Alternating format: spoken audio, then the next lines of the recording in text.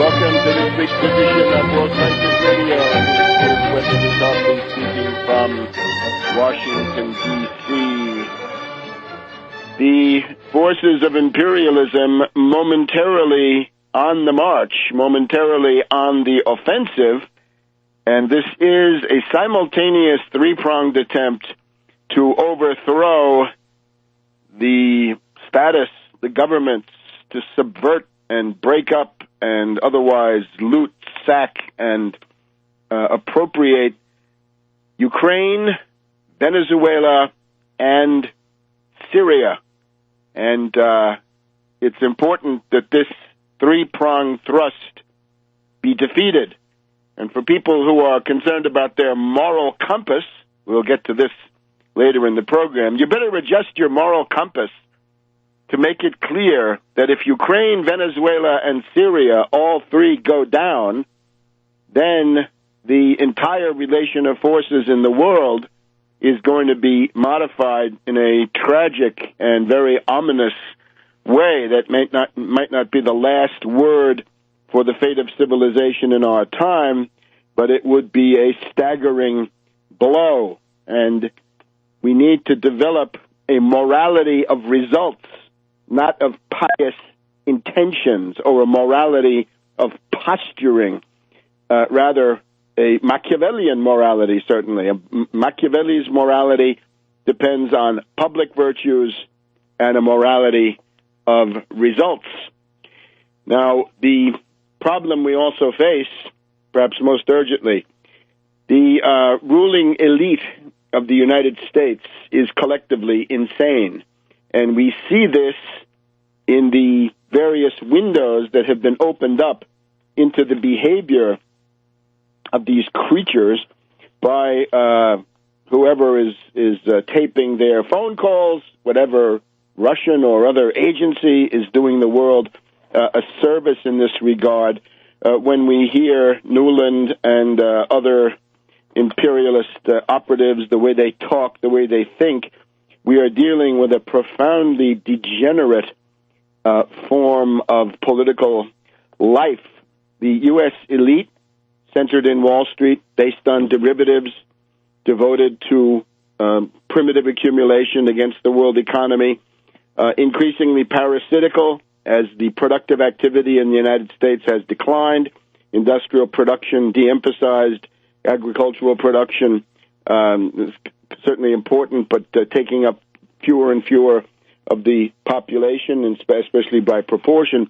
All of this leads to a mentality of pure parasitical speculative rentier in places like Boston, New York, Philadelphia, but really all over. It's not just an Eastern phenomenon. You can find it in Houston and Dallas and Austin and Fort Worth just as much, and so on down the line.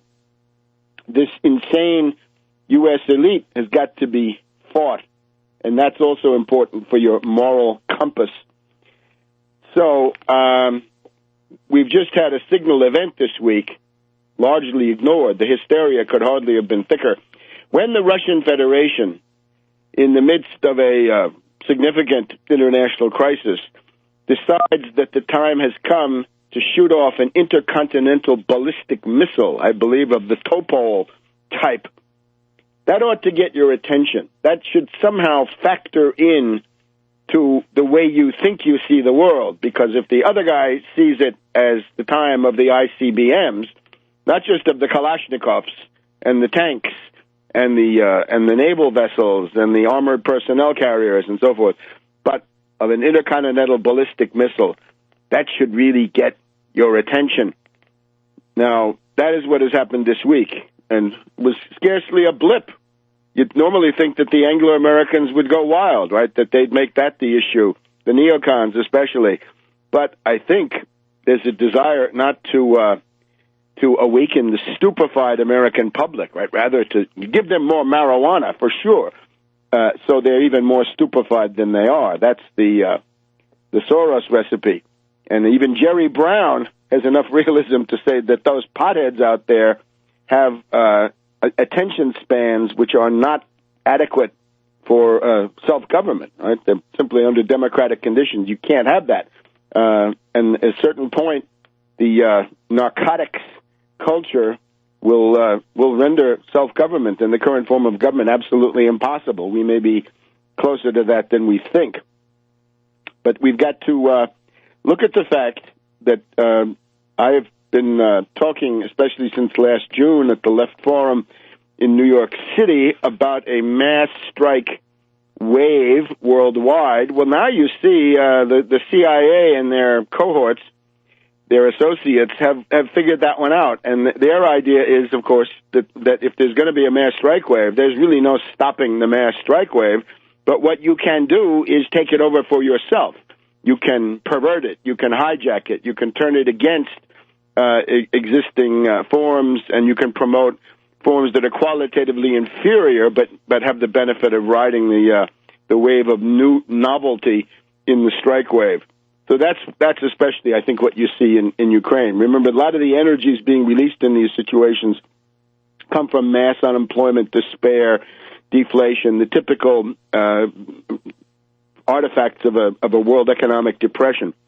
And remember that three-phase process that I try to warn against: depression, dictatorship, world war. And you can see that in Ukraine, right? From depression now to the dictatorship, the absolutely lawless mob rule of the fascists, Turchinov and Yatsenyuk and Yarosh, of course, and Chanibok and the rest of these people, and then world war. It's absolutely critical to break into that process, put an end to the depression. But now, unfortunately, it's gone so far that we've got to try to propose here, in the framework of this depression, what might be done to cool off Ukraine. And I'll talk about this at various points in the broadcast. But the answer is, quite frankly, Finlandization. Finlandization. There's a country, the northern edge, where Europe and Russia come together, or Europe and other countries meet with European countries meet with Russia. This is Finland, right up in Scandinavia and the area of the Baltic, and for quite a few decades, from 1944, I guess, for 3 or 4 decades, Finland was subject to Finlandization. Finlandization is not new. It is similar to what Denmark did in the face of the German Empire after losing the Danish War of 1866 and having its main defenses stripped away by Bismarck. It meant that Denmark had to go into a kind of posture of peaceful coexistence and decidedly non-provocation of the German Empire for many, many decades. But then it became the question of Finland. You got to remember that the situation that gave rise to Finlandization was a very specific one. Field Marshal Mannerheim, the Finnish leader, had fought a war against the USSR, the famous Winter War of 1939 to 1940, holding up the Red Army for quite a while and inflicting heavy losses, but eventually succumbed. And then, when Hitler invaded the USSR in June of 1941, Mannerheim and Finland joined in with the hope of getting back the Karelian isthmus, I guess, or peninsula, which is on the border between Finland and the USSR, was at the time.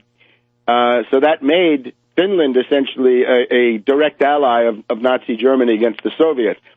At the end of that, though, they worked out an arrangement that allowed Finland to be perfectly independent, to keep its social order and so forth, but also to satisfy the international security needs of the USSR, Finlandization.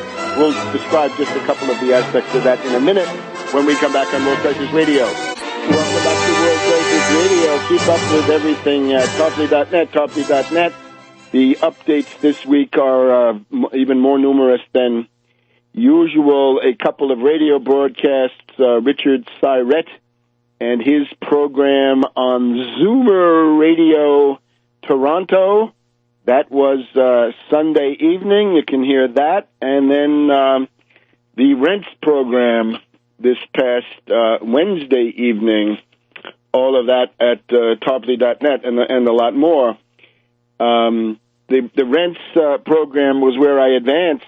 I've mentioned it, I think, perhaps on this program the previous week, but certainly in some detail on the rents program this past Wednesday. And there I talk about Finlandization. Some guy who wanted to give me a hard time wrote to me saying, Henry Kissinger says, and I'll give you the quote, Kissinger has said, Kissinger has said that, I'll read it to you, wise Ukrainian leaders would then opt for a policy of reconciliation between the various parts of their country. Internationally, they should pursue a posture comparable to that of Finland. But this, of course, is the Washington Post of Thursday, March 6th. So that's quite a few days after I had begun to develop this. And what I mean by Finlandization, I think, is more far-reaching than what Kissinger says. But fine, gold is where you find it. I'm so glad that Kissinger has advanced to the position of wisdom occupied previously by me. So here's the idea. Finlandization, what does it mean? First of all, you get to keep your internal order. You get to keep your economic system. All these choices are purely up to you. What you need to do, though, is declare neutrality. Neutrality. It means you won't join NATO. And even Kissinger, I'm happy on that point, too. Kissinger's second point in this essay, Washington Post, Thursday, March 6th, he says Ukraine should not join NATO, a position he says he took 7 years ago. That's wonderful. They should not join NATO. And indeed, it was absolute folly to have Poland, Latvia, Lithuania, Estonia, Romania, Bulgaria. None of these places should be in NATO. What American wants to fight or die for any of the above? Damn few at this point. Any government that tries to make good on such a pledge is likely to be toppled here at home. So, Finlandization. Internal order, your business. But international neutrality. So, neutrality means you don't join the Warsaw Pact, it's not there anymore, and you don't join NATO, and you don't join anything else, right? You don't join anything. You probably need to have some kind of a cooperation treaty. These used to be called friendship treaties. Maybe that's no longer a good term, but just a treaty framework that details cooperation. The basic idea is that you want to avoid provocations. You want to avoid having political parties that are anti-Russian in this case, or pushing any other kind of ethnic vendetta or racism or anti-Semitism or anything of the sort. And at that point, you have essentially solved the problem. But of course, in order to get to such a Finlandization, neutrality, renunciation of international military alliances, and some kind of a cooperation treaty, you would have to get rid of precisely people like Jarosz and his right-wing sector, his fascist group there, and you'd have to get rid of the Svoboda group of Chanibok, who figures in all of the scholarly materials on European fascism of the last decade. So that's the problem.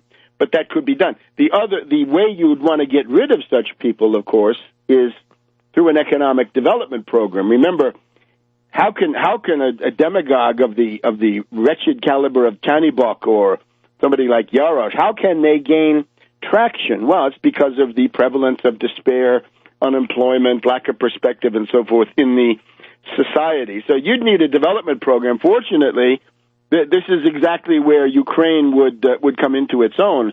You want to go from Berlin to Kiev and then on to Southeast Europe and into Asia.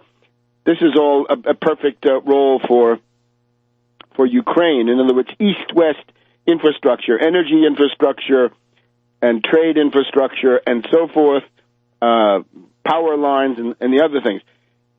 This would mean then the revival of the Ukrainian economy, which of course has suffered under the current system. Remember, the way in which the Soviet Union broke up, right, the 16 Union republics back in 1991, was that the nomenclatura, the oligarchy in each one of those places, it started, of course, with Yeltsin playing the Russian nationalist card, and then the rest of them did it, Nazarbayev in Kazakhstan, and Lukashenko or his predecessor in White Russia, Belarus, and then in Ukraine, similarly. This was done by oligarchical elites, the nomenclatura, who decided that since the communist ideology, Marxism-Leninism, had collapsed, that they would maintain their power by playing the card of nationalism. And this has not worked well. So you'd want to get beyond this. So, Finlandization, neutrality, and an economic development program. And certainly not economic blockade, economic warfare. Don't think that the answer is the extravagant expense of having fracking done in North America and then liquefying that and shipping that over as natural gas. This is absolutely insane. So let's have the Finlandization of Ukraine and avoid conflicts in the future. In other words, freeze this, right? And I would say to the people in NATO, you want to have a cordon sanitaire, you want to have a belt of countries between Russia and Western Europe, right? You've got them. You've got the Baltics. You've got Belarus. You've got Ukraine, and that should be plenty. Now, if you don't do this, what are you going to get? I've called attention in the past to Natalia Vitrenko and the Progressive Socialist Party of Ukraine, and she is now going around Western Europe and calling attention to what's actually happening. She's accompanied by Sergei Marchenko. These are people that I know. I've met them. I've had them here in my home. I certainly respect them very much. And what Marchenko points to is that there are 18 nuclear plants functioning in Ukraine. 18 nuclear plants. And those could become something very dangerous. In other words, that is another way you can get to World War III, not just the clash of nuclear forces, but these nuclear plants. Back in a minute. Welcome back to World Treasures Radio. The answer is the Finlandization of Ukraine, neutrality, no NATO membership, a cooperation treaty with Russia, and the avoidance in the way that Finland was able to do, avoiding the development of fascist or provocateur political parties, precisely of the Pravi sector, that is the right sector, or Svoboda, or the Udar of Klitschko. Let's not forget him. He'd still like to be president. That Russian ICBM, again, reminds us that there are these, I believe, 18 nuclear plants there, which could be very, very dangerous. And the other thing that Marchenko has talked about in his press conferences with Natalia Vitrenko, that this coup d'etat, the fascist coup d'etat of the 22nd of February, that is now 2 weeks ago? Yeah. The fascist coup of the 22nd of February by the right sector and Svoboda essentially leading the charge, this has created now instability in this entire area. Remember, this part of Europe is the area of greatest ethnic admixture. It's where the nationalities are all mixed up. And that's a possible cause of friction. It could be a wonderful source of variety and exchange of ideas. But the way it's going now, more like an exchange of bullets. So that is an area of grave instability. Now, according to Marchenko, there are people in Romania in positions of power who are saying that a slice of the southwest Ukraine belongs to them. This is the famous area, Bessarabia, right? The area between the Dniester and the Pruth, P-R-U-T-H. Between those two rivers, there's a strip of territory, and they want that for Romania. And in Turkey, there are people who are saying, wait a minute, the Crimea was once the Khanate of the Crimea. In other words, it was a Mongol Khan ruling over the Crimea, and there are people in Turkey who say, well, by rights, we're the caliphate, or we were the caliphate, and therefore that should come to us. Why don't we put an end to these sorts of atavisms, right? These are rebirths of very old-fashioned political thinking. Now, just checking the text of what Marchenko says, it's 15, not 18, 15 nuclear reactors in Ukraine, but that's already enough. And remember that this character in the right sector, right, Tarasenko, says that he wants to get nuclear weapons for Ukraine, and the Svoboda party of Chanibok, they also, this is now more official, in their party program, they want to have nuclear weapons as well. So do you want fascist goons, hooligans, anti-Semites, racists, thugs with nuclear weapons? Is that what we're paying for? The problem is that seems to be what the Obama policy is pursuing. We'll talk about this now in just a second. But notice also internationally, Kerry. To get back to reality, right? Kerry, of course, one of the worst specimens of this insanity in the elites. The U.S. forces in Afghanistan are in a very tenuous position, right? Karzai is angry. Karzai's interview to the Washington Post this week, he's not happy. The U.S. has been killing his people. He's fed up. He's obviously got political reasons to say what he's saying. Suppose the U.S. forces have to leave Afghanistan in a big hurry. You know, there's the story in the 19th century of the British Army that went into Afghanistan, and just one of them came out, right? He was allowed to come out to tell the story. That's the way the legend goes, at any rate. And in this case, if the U.S. forces have to leave Afghanistan in a big hurry, would it be a Dunkirk retreat, leaving all that valuable equipment to fall into the hands of whom? The Taliban? Or who? I don't know. Who might come in and grab it? If you don't want to do that, there's only one way. You can't get it out in useful time on trucks through the Khyber Pass and then all the way down to Karachi. Can't be done. It's got to go north, and what you eventually get to is it's got to get very quickly into the Russian railway system. If Russia denies its railway system, that U.S. Army is high and dry. The soldiers might get out with their shirts and their backpacks, maybe, but not much more. No howitzers, no tanks, no electronics, no other equipment, a huge loss.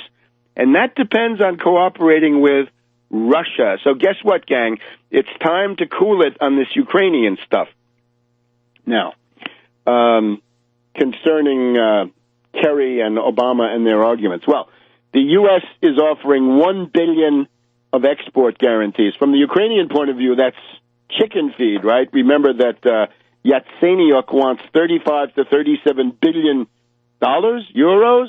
I've lost count. But from the U.S. point of view, $1 billion could work wonders in WIC, in Head Start.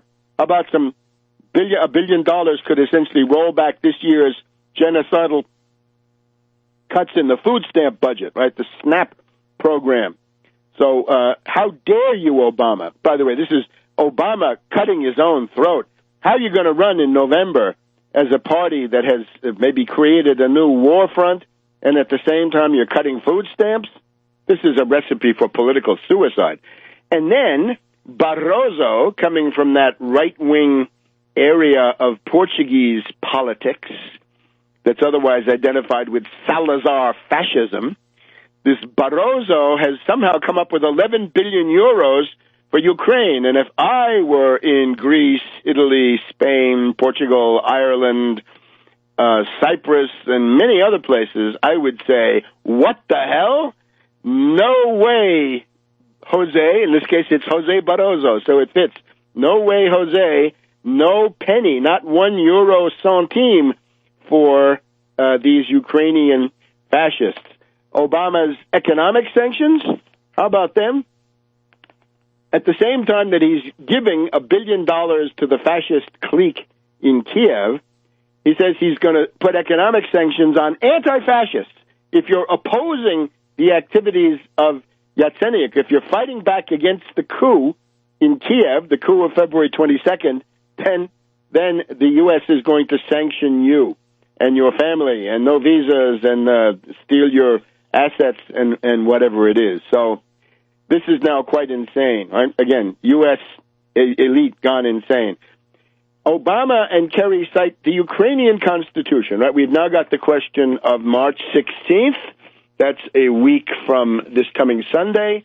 March 16th, I believe a Sunday, will be the referendum in Ukraine, but only in Crimea, on do you want to be in Ukraine with more autonomy or do you want to join the Russian Federation? And right now it looks like the Russian Federation part is going to win. How are you going to argue against that? Obama and Kerry say, well, that's illegal. The Ukraine Constitution says it's illegal. That's also the Yatsenyuk argument. Sorry, boys. The Ukrainian Constitution is a dead letter. It has no significance because you tore it up on the 22nd of February. Not only did you tear up the Ukrainian Constitution, you also tore up the deal brokered by Fabius, by Sikorsky, and by Steinmeier that the opposition forces were supposed to disarm their followers in the square and clear the public buildings and clear the public square. And you didn't do that, did you, Yarosh and company? So forget about the Ukrainian Constitution. It's a goner. Back in a minute on World Crisis Radio. Welcome back to World Crisis Radio. I'm thinking of a remark about 23 years ago from my late friend, Professor Taras Vasilyevich Muranivsky, who was a Ukrainian. He was part of the Novi Mir group in Russia in the 50s and 60s when that was a kind of reforming movement around that literary magazine, Novi Mir. Taras Vasilyevich Muranivsky, in a speech here in the United States in the mid-90s, made the remark, look, the U.S. wants to treat Russia like a banana republic, but don't forget it's a nuclear banana. And that nuclear banana, I think, ought to have been called to mind by this ICBM launch, together with the Zapad maneuvers, right, the biggest ones in many years, and then a special air defense drill, the activities of the Russian Navy in the Sea of Azov, the Kerch Strait, the Black Sea, and so forth.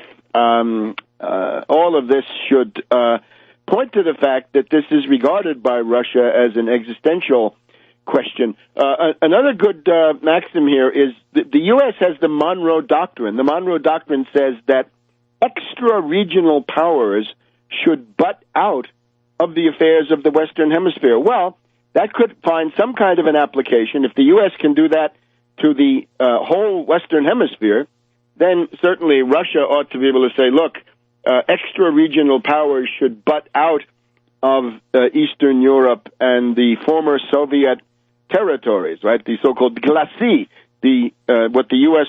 in the West regard as the cordon sanitaire, the Russians regard as the glacis. So fine, let them have a functioning glacis and make these provisions that I mentioned under the heading of Finlandization for the internal management of these countries, and they'd come out much better. Look at Finland. They made a lot of progress at the beginning of the period of Finlandization. Finland was way behind Sweden, and within a couple of decades, they had essentially gotten about equal with Sweden, or at least roughly comparable, right? No longer a hopeless inferiority of Finland. So that has much to be said for it. Watch out for the banana.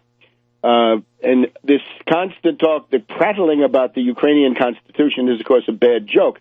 Obama's argument is that the government in Kiev is legitimate. How can it be legitimate? There was a coup. Oh, well, Yanukovych left his post. He fled his post. Oh, does that mean that the next time Obama goes to Hawaii on a vacation, it's okay to have a coup in Washington? What kind of talk is that? So Putin is certainly correct. This guy is damaged goods, Yanukovych, but that is the legitimate president of Ukraine, for whatever that's worth. And certainly the legitimacy cannot revert to somebody like Turchinov or Yatsenyuk. That's out of the question. So after the fascist coup of the 22nd of February, Ukrainian constitution is in limbo. Then there's the issue of secession. Well, we're told, and this is now, let me quote Obama directly on this from the Washington Post of this morning, Friday, March 7th. Obama says, "The world is well beyond the days when borders can be redrawn over the heads of democratic leaders." And I don't know what he has been. Let's not even speculate. Who knows what this means to Obama? He's crazy. Let us take a look at a little place called Kosovo. Kosovo, a part of Serbia, but in February 2008, under the auspices of the Mad Dog Bush and Cheney administration, Kosovo separated from Serbia. It became a separate entity, right? Kosovo is now its own thing, is as of February 2008. And that was done with full, formal, pseudo-legal machinery. How can the U.S. then turn around and say, well, in February 2008, secessionism was fine, but we're now well beyond the days when the borders could be changed? I guess he's got a quibble about democratic leaders, but again, how can you call the creatures of the mob, right? The creatures of the mob, Turchinov and Yatsenyuk, how can you call them democratic leaders? Well, of course, you can't. When the Kosovo secession took place, and you can look at this, look at the Wikipedia article. It's very illuminating. There are some people who said, this is sui generis, right? This is in a class by itself. It creates no precedent for any place else. Others said, oh, it creates a precedent, and it's a good precedent. And others who said, it creates a precedent, and it's a very bad precedent. It's going to lead to the breakup of countries. Well, anyway, it's a precedent for sure.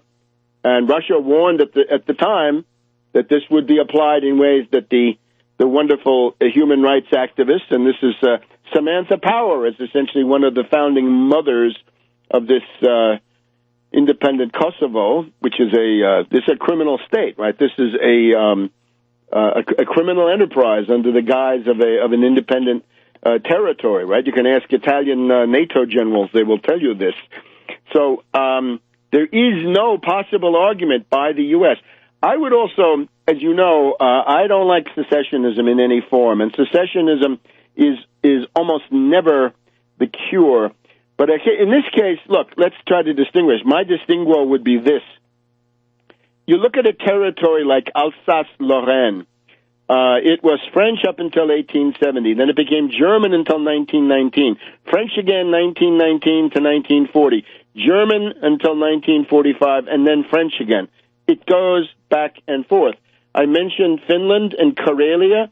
Karelia was part of, this is now Western Karelia, Finland up until 1940, then goes to the USSR in 40 to 41, back to Finland from 41 to 43 or 44, and then back to the USSR. And you see that these border areas tend to go back and forth, right? And we mentioned this Bessarabia. This is also an area that has gone back and forth. Let's just look at this for a second. back in the early 90s, I had a chance to hear Prokhanov. Prokhanov was the editor then of Dень, The Day, which was a right-wing populist, anti-Western Russian newspaper, and as such, it had all kinds of interesting things in it. It then was banned at a certain point when Yeltsin shot up the parliament. As a good Democrat, would send tanks to shoot up the parliament. It then became Zavtra, and I think it's still going. Prokhanov pointed out Russia has traditionally had pulsating borders. Pulsating borders. You can look at the map. You can do a time lapse, and you'll see that these areas go back and forth, very large areas. Poland, at the end of World War II, Poland moved about 150 kilometers to the west, right, and similar things. And Ukraine is very much an area where this pulsating has gone back and forth.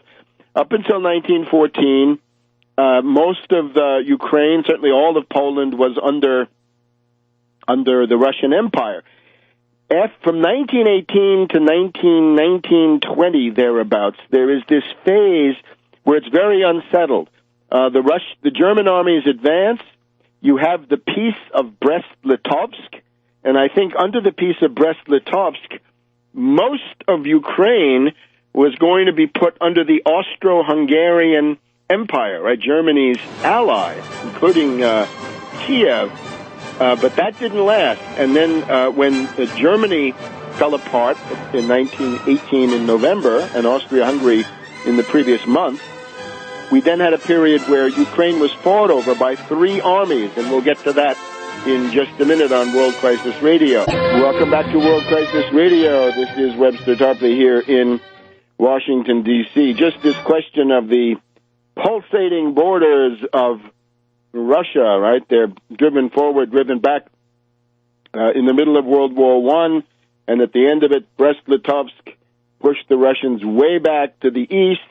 They were then able to recover some of that, but Poland at that point remained very large compared to what it had been. It had been, of course, partitioned among the three empires. And similarly, in World War II, the Wehrmacht pushed Russia all the way back to Stalingrad and the gates of Moscow and so forth, but then that was reversed with the fortunes of war. Specifically, the immediate post-World War I area is interesting because you have the Bolshevik Red Army under Trotsky, you have a White Army backed by the Entente, by Britain and France, under Denikin, a typical White Army monarchist leader, and then you've got this anarchist, the so-called Black Army of Nestor Makhno, in my book, a madman, the guy whose motto was, "My task is to destroy, it's up to you guys to rebuild after the fact," right? And this Makhno's program was essentially autogestion, right? Everything was little units that would be self-managed. It kind of reminds us of the autogestion school of, I guess, Richard Wolff at the New School here, or I'm sorry, at the University of Massachusetts, emeritized. So the Red Army versus the White Army versus the Black Army goes back and forth a lot. You get various hetmen or atamans coming forward, and then once the front stabilized, Kiev is on the Russian Soviet side, and this other town that's good to look at, Lvov. Let me just spend a minute on this. The emotional center of gravity for the fascist group in Kiev is actually this place called Lvov. Now, Lvov is the Russian, Lvov. In Polish, it's Lvov, but Lwow. In Ukrainian, it's Lviv, Lviv. In German, it's Lemberg. In Italian, it's Leopoli, Leopolis. So this place is the center, right? When Stefan Bandera, the idol of this group, in the square, right? The goons, the proto-fascists and so forth. When Bandera declared his Ukrainian entity, he did this not in Kiev but in Lvov, and that's the sort of emotional center of gravity for them. And there are other figures that come forward in this time, but the Bandera one I think is the most important. And remember what he did. He led an SS division brigade against the Red Army and then took refuge in Munich in the Radio Free Europe apparatus and reputedly then started a policy of targeted assassinations to create the idea that there was guerrilla warfare in Ukraine.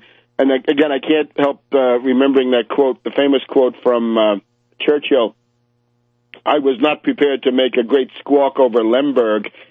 That's in his debates with Stalin, and then at Yalta, right? Where would the border be? What would happen with Poland, and so forth? So that's this area, right? It's a fought-over area. It's an area where the borders go back and forth, and you haven't had stability for many, many centuries. The Molotov-Ribbentrop Pact, the Barbarossa, then the other way, then the Red Army, and so on and so on.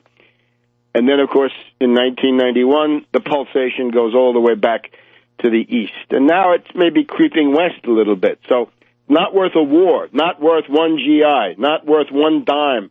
The United States has no interest. Kerry, come to your senses, butt out, or your Skull and Bones headquarters may soon be a smoking ruin, along with much else. Couple of other things. The so-called Greek Catholic Church of Ukraine has played, I'm afraid, a negative role in this. Now, this is a result of the Unia of Brest. Back in the late 1500s, the Jesuits promoted, in effect, a split-off of religious groupings. Some of them had been Orthodox, and they were brought towards the Vatican. And these are the so-called Uniates, and their big headquarters is, once again, Lviv. And these people are, unfortunately, mixed up with the Yarosh and Chanibok group. And I would call on the Vatican, Pope Francis cannot want this to go on.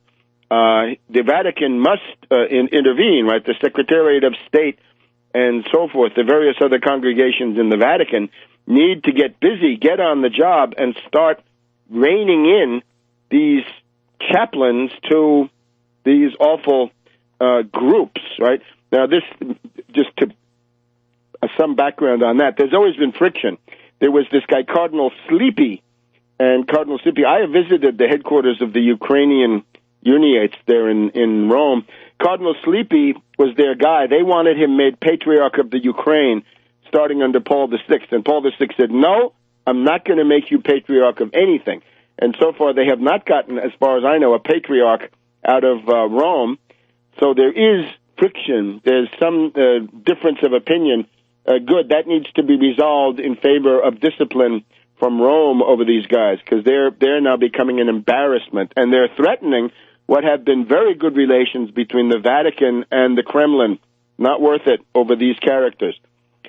So that's one. Now, the other one is the mythology of these characters depends on this notion of the great famine, right? The Holodomor.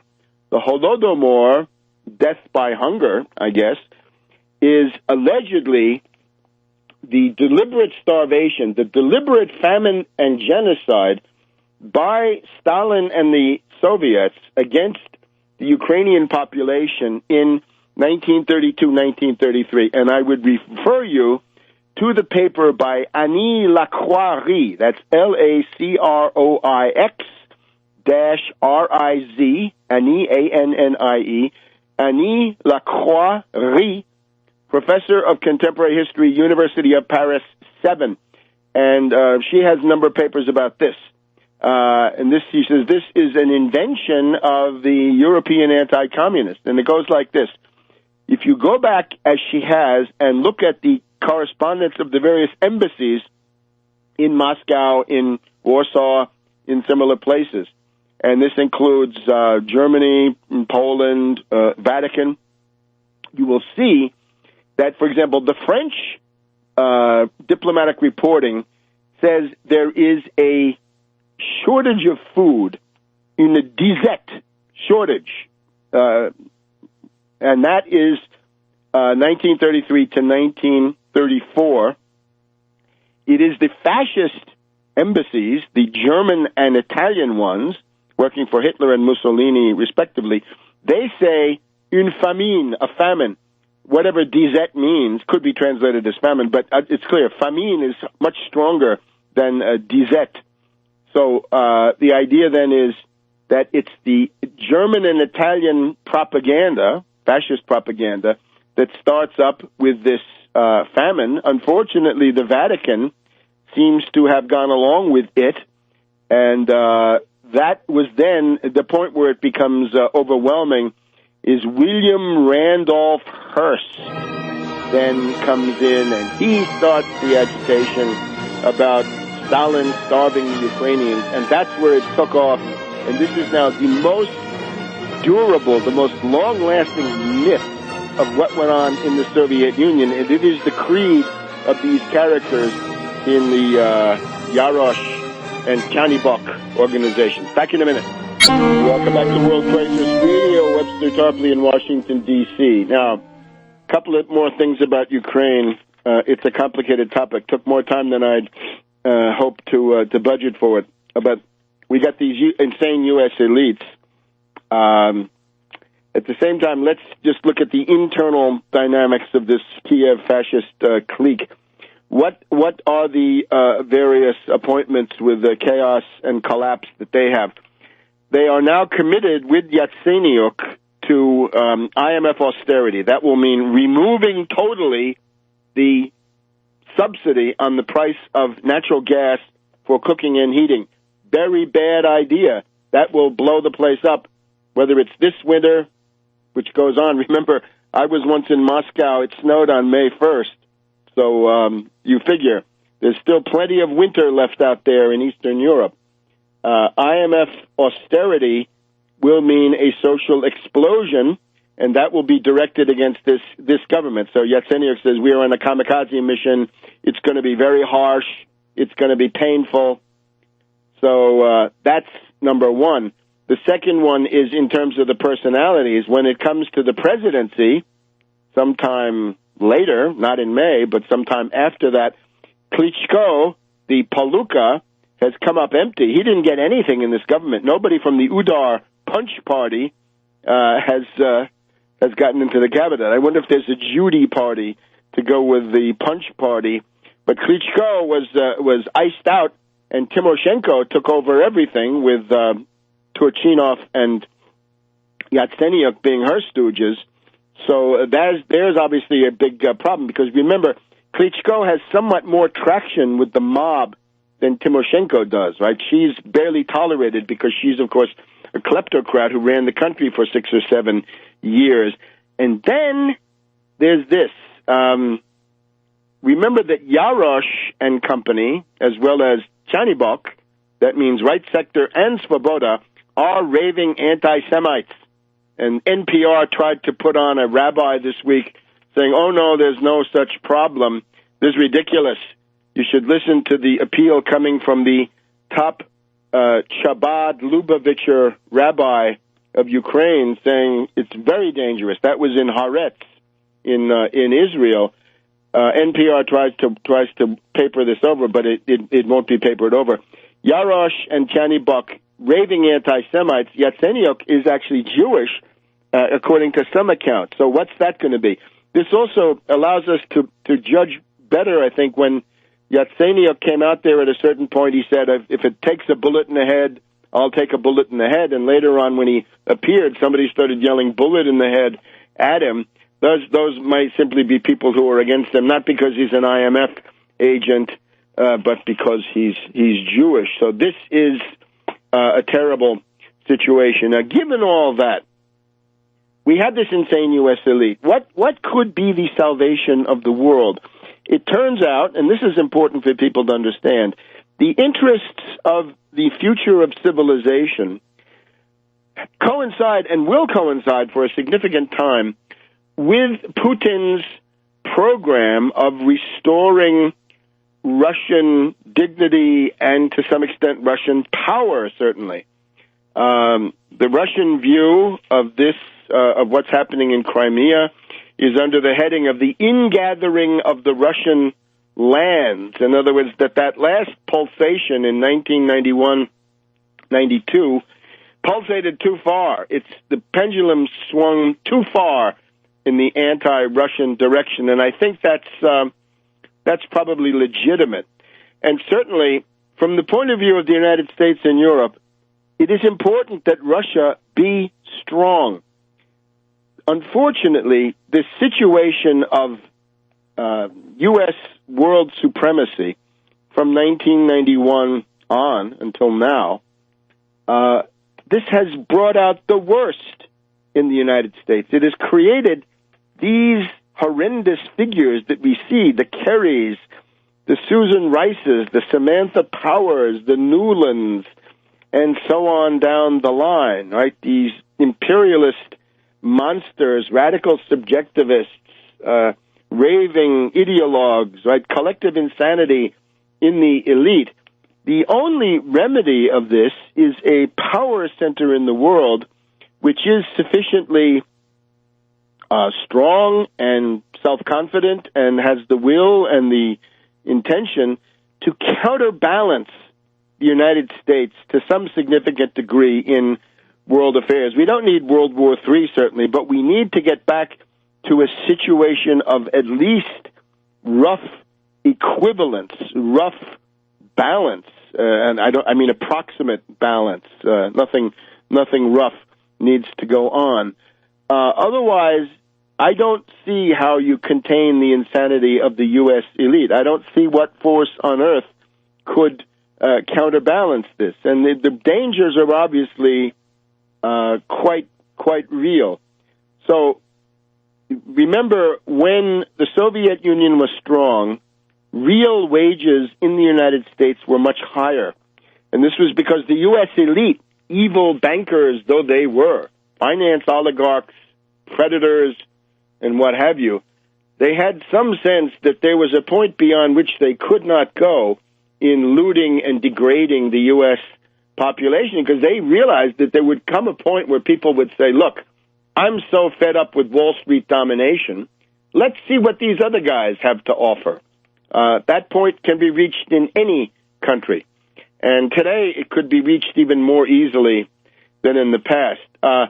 The question for Russia, what is missing from the Russian approach, I would say, is an attractive economic model. Putin has said to the oligarchs, look, you guys keep out of politics and I'll tolerate your existence, right? If you cross the line like Khodorkovsky, to jail you go. If you try to organize a coup, you're going to be jailed. But otherwise, oligarchs can go on, right? And that would include also other oligarchs, right? The ones that fled to London, but then continued their subversion. What would be necessary is a dirigist, protectionist, mercantilist model with a strong state sector and a strong role for state initiatives in Russia. And that, I'm afraid, has not come sufficiently to the fore. We had Kudrin as finance minister for quite a while, until a couple of years ago. He was the last prominent figure of the Yeltsin era who held on. And that's exactly the opposite of what it should have been. It should have been the economic transformation very early on. But in any case, you've got to wish Russia well in all of these regards because of the need to counterbalance and contain the insane U.S. elite who otherwise will proceed to run wild over the world and willy-nilly cause World War III. Back in a minute. Welcome back to World Crisis Radio. Webster Tarpley here in Washington, D.C. A good word that might be applied to the right sector and Svoboda parties in Kiev is revanchism. Revanchism was the Soviet propaganda term for Bonn, right, for West Germany, for Adenauer and his successors in the 50s, 60s, into the 70s. And in those days, it meant German forces who wanted revenge, la revanche, for their defeat in World War II, and they were therefore revanchists, looking for revenge against the Soviets who had humiliated them. I think today it is revanchism on the part of Chanibok and Yarosh and the rest of these creatures. And let's never forget our friend Muzichko, the goon who fought alongside the Chechen terrorists and who tells you how many tanks and APCs he destroyed.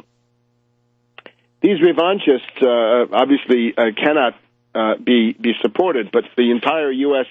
foreign policy is built either on the killers, the death squads of Syria, or the revanchists, the neo-fascists of the Ukrainian regime. Now, in the middle of all this, we have the crisis at RT, formerly Russia Today, which I think indicates a number of things. First of all, Abby Martin this past Monday said that the Russian actions in regard to Crimea and Ukraine are wrong, and that she was fiercely independent and she had her own moral compass. She then got a support statement from Sam Sachs, who works as a commentator there. And then 1 day or 2 days later, Liz Wall, one of the newsreaders or anchor women, quit on the air. Abby Martin didn't quit. She says that she's going to stay on at Russia Today, that she was invited to go to Ukraine, to Crimea especially, on a fact-finding tour, but declined to do so, which I find problematical. She said, I am not an expert on Crimea or Ukraine. I don't really know much about this, but I'll tell you that it was wrong. Not a strong position. She then got herself onto Piers Morgan. I think she might have gotten onto Anderson Cooper. The Fox network was happy about this. The Fox and Friends in the morning were gloating. Sam Sachs, I don't know what he's going to do. Liz Wall says that she comes from a family of Hungarian refugees, having come over to the West in 1956. So for Tom Hartman, surprisingly, does not seem to have advanced any critique of what Russia has done. Maybe he's following Dennis Kucinich, because Kucinich focuses on the illegitimacy of the Western position. And Max Kaiser, I don't know what he's doing. But you can see what this problem is. I would say to these people, especially Abby Martin, you talk about your moral compass. Your moral compass cannot simply be to oppose military intervention everywhere and in all forms, because that would then have left you in the 1930s and 40s in the position of an appeaser of fascism. Now, that you didn't do that, but I'm saying hypothetically, if you had been around then, that is where it would have left you. And it cannot be excluded today, given what you see in Kiev, that we're not entering a new fascist era where resistance against such fascism is going to become essential. And you can't determine in advance what forms this will take. I would also argue RT has limited airtime. Remember, it's a world in which all the corporate media, from CNN to NBC, ABC, CBS, NPR, PBS, on and on, all agree that, for example, Russia attacked Georgia. It's absolutely crazy. Georgia attacked Russia in 2008. And they all agree that the group in Kiev is legit and the detaching of Crimea is illegit. Russia Today has limited airtime. I think it is morally questionable use that airtime to come forward with your own radical subjectivist moral compass based on precious little understanding of what's going on. The broader problem, of course, is this. Russia today, in recent years, it's really not Russia today. You could call it Ron Paul today, or Assange today, or Snowden today. And this is very problematic, just a couple of cases, right? Ron Paul, this week, used his appearance on Russia Today to argue in favor of secessionism. He said secessionism is the way out of all this. He's a neo-Confederate, right? That makes him a racist. That puts him in the same league as somebody like Marine Le Pen in Europe, or these other, racist or xenophobic groups. And somehow Russia Today they have one policy for the xenophobes and racists of Europe, except for Farage, right? Continental Europe, it has to be. But in the Anglo-American world, it's great to be that. Putin, I think, correctly pointed out, the greatest tragedy of the 20th century was the collapse of the Soviet Union. It didn't have to happen. It would have been perfectly reasonable to detach the Baltic states, Latvia, Lithuania, Estonia, let them go their ways, let certain people in the Caucasus, Georgia, if they want to leave, some others, Azerbaijan, depends on the case by case. But certainly the 5 republics of Central Asia would have been happy to stay with Russia. The Belarus and Ukraine could easily have stayed in the USSR, and if somebody like Nazarbayev had become the new president, that would have underlined that this was no longer a Russian creation. That would have been within reach, and that's what should have been done. And then we wouldn't have this pendulum swinging so far in this anti-Russian direction. So that's Ron Paul, right? The root of this problem is secessionism, and he wants to say more secessionism is the answer. Assange, they gave him a program. What did he use it for? Remember when he got on there with Nasrallah and he tried to convince Nasrallah of Hezbollah that he should stop supporting Assad and take up the Western position?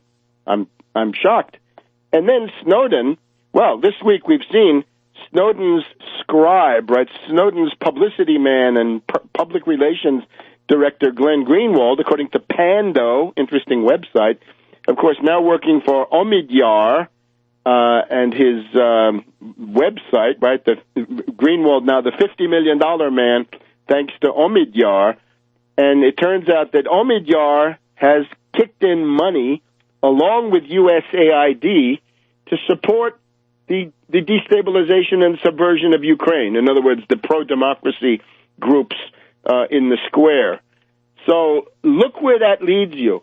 The problem is Russia Today must stop tailing after the latest provocation. Right? Ron Paul is he's a deployment against the United States. It's not worth it. And then Assange, of course, this is the limited hangout to get the Arab Spring going. In the case of Snowden, one thinks in retrospect that the conflict between the United States and Russia has been certainly exacerbated by the presence of Snowden, right? If he hadn't been there might have been somewhat less acrimony. And the other thing is we have this very interesting analysis coming from Wayne Madsen that Snowden is actually working for the CIA in order to stop the National Security Agency from sucking up all the CIA secrets.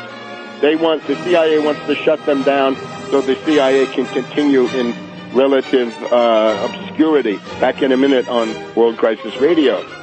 Welcome back to World Crisis Radio. So it's a great mistake to have Russia Today putting people on the air and indeed idolizing and lionizing them when they're people who hate Russia, because the kinds of characters you're going to get with Ron Paul and Assange and Snowden are the ones who are going to turn around and stab you in the back in the first crisis. And that's what has happened. So it's better to be somewhat more discriminating. Certainly it's important to report on resistance movements inside the United States and to play up things that otherwise wouldn't be played up. But what's the sense of tailing after Snowden and Assange when they have the corporate establishment media on their side to begin with. What is gained? Not that much. Now, Greenwald has just launched his joint venture, well, funded by Omidyar, right? We're told $50 million. Greenwald, Jeremy Scahill, and Laura Poitras have now got something called what's it called? It's something attempting to make it sound like it's inside dope, right? The Intercept, is that what it is? I guess so. The Intercept. So this thing is now under a cloud because it's revealed that the Moneybags is somebody who supports these destabilization activities of USAID, meaning the U.S. intelligence community. And therefore, we must advance grave doubts and suspicions as to whether this new website might not eventually turn out to be yet another means of cognitive infiltration, since that is the general framework in which these characters arrive on the scene. So, again, Abby Martin, get your moral compass fixed, because it is malfunctioning. Your north is not true north.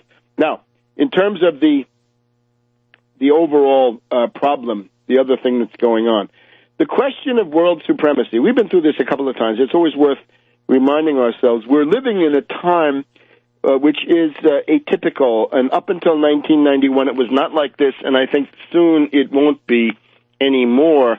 This idea of the unipolar world, the single superpower, what the earlier ages would have called universal monarchy, right? Universal monarchy with no significant worldwide challenge. This is abnormal, and it's better for all that this not be the case. Better for the U.S. population. As I said, when the Soviet Union was a credible counterweight to the U.S., real wages in the U.S. were much higher, union conditions much better, various rights, ironically, were in better shape then than now. What are the previous examples? Well, Spain obviously had a period of world domination, and we can mark this from the turning point of the Italian Wars, right? The Italian Wars at the end of the 1400s and beginning of the 1500s. The Battle of Pavia in 1525, with the capture of King Francis I of France by the Spanish, François Ier captured. That was a pretty humiliating defeat for France. That launches the Spanish supremacy in Italy, which is codified in the Peace of Bologna, and that goes all the way, well, we might say, some would say, until the Battle of Rocroi, R-O-C-R-O-I, 1643, at virtually the end of the 30 Years' War. Others would say into the 1650s, that the late 1650s mark the point where world supremacy is transferred from the Spanish world empire into the hands of Louis XIV and France. And this is thanks to the efforts of Cardinal Richelieu and Cardinal Mazarin. And it's also important, and this is one of my areas of research, that in the final phase of Spain, you go from the leadership of Lerma to Olivares, Osuna, and these people. It's kind of like neocons in some ways. But anyway, the Spanish world supremacy from about 1525 until the late 1650s. Then what's with the French? Well, from either Rocroi, 1643, or the late 1650s, however you want to count it, to the Treaty of Utrecht, 1713. That's the French phase, and this is when William of Orange is able to assemble his coalition of England and the Netherlands and others in the War of the Spanish Succession, and it's an aggressive war against France, right? As Jonathan Swift points out at the time, the conduct of the Allies, the English and their friends, British by now, this is very bad, right? They're the aggressors. So the French supremacy just lasts for a couple of decades. The British supremacy, we can date it from Utrecht, 1713, to Dunkirk, 1940, I suppose. You can then count in a phase of German supremacy, which doesn't really last, right, from 1940 to 1943 or 44. But pretty soon, probably about 1943 worldwide, it's the United States that takes this up. Although the U.S. supremacy is counterbalanced and contested up until 1991 by the Union of Soviet Socialist Republics. But the problem is now, since 1991, the U.S. world supremacy has been very poorly managed. This could have become a long-lasting phenomenon if a golden age had emerged, an era of peace, progress, prosperity, rising levels of rising standards of living, worldwide full employment, economic development going on everywhere, the pacification of these old quarrels. That has not been done. Sorry, the U.S. has blown it. This is a terrible commentary on what could have been done. This has not been done, but we are now looking at a period after about 25 years, which I guess is about what you could expect given this quality, this terrible lack of quality in the ruling class. After 25 years, maybe 30 years, the U.S. supremacy now coming to an end. And again, that's good. That should not worry anybody. It can mean reindustrialization. It can mean a normalization. And I think that's what the American people mean when they say, we don't have a national interest at stake in Ukraine. It's true. You do not. You do not have such a national interest, anything but your interest is in good relations with Russia and China and others, and what's going on in Ukraine simply gets in the way of that. Now, unfortunately, not enough time to do justice to domestic affairs, but let's just remember this. The Obama budget, as promised, has dropped the chained consumer price index, and that's worth celebrating. The chained CPI has disappeared. That is no longer mentioned, but according to certain commentators, Obama still reserves the right to sell you out at some later point. He's just removed it from the visible counter, right? He's now got it under the counter, and he's willing to deal with the Republicans at some point, right? If the moment when Obama becomes a lame duck in late 2016 will be a time to watch out, because that's exactly when he might sell you out in order to, as he sees it, increase his legacy. And with the fact that the Trans-Pacific Partnership seems to have gotten bogged down, that is a good thing. In terms of the propensity of the United States population to fight back, you see the Texas primaries this past week. Notice Kesha Rogers, LaRouche candidate, coming in second in the Democratic primary for the United States Senate from the state of Texas. Now, if a person weighted down by the tremendous baggage of LaRouche and his personality cult and all the acrimony that goes with this can still come in second in the Democratic primary with a platform of impeaching Obama, with all those handicaps, I think it shows that a reasonable candidate, not burdened with personality cults and other fetishes, could have won the day. So I think that ought to encourage people. You can't win it if you're not in it. You got to come forward, run for office, and realize that Rogers result is a barometer of how hungry the American people are for an alternative. And we'll be back next week here on World Crisis Radio. Keep in touch with Tarpley.net, Tarpley.net.